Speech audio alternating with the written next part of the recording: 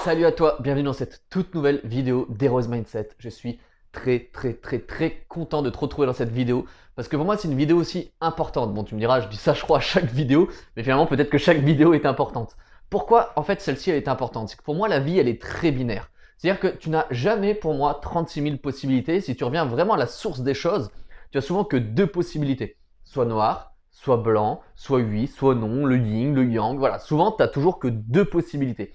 Et ça, en fait, quand tu le comprends pour accepter ton handicap, pour accepter ton traumatisme, bah en fait, tu vas vite comprendre justement que soit lui, tu fais ce qu'il faut pour avancer, pour t'accepter et pour t'aimer, ou soit non, tu ne fais pas ce qu'il faut. Mais dans tous les cas, tu ne peux pas être stable. Il n'y a pas de croissance sans décroissance. Ça veut dire quoi? Ça veut dire qu'en fait, tu ne peux pas grandir si à un moment donné, il y a eu une décroissance derrière. C'est-à-dire que rien ne stagne ici. Rien ne stagne dans ce monde, ça je peux te l'assurer. Donc c'est soit tu grandis, ou soit justement tu régresses, mais il n'y a pas 36 000 solutions.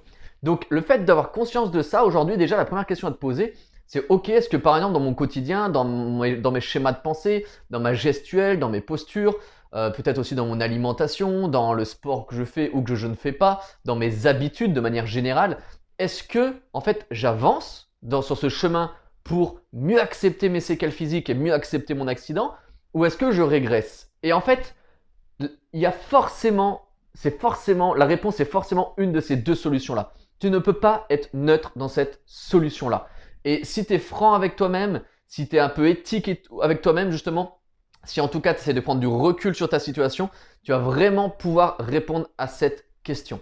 Mais vraiment, sache que à partir du moment où tu comprends que soit tu régresses, soit tu avances, bah, c'est là où tu vas comprendre l'importance de tes habitudes et l'importance de mettre en place certaines choses au quotidien.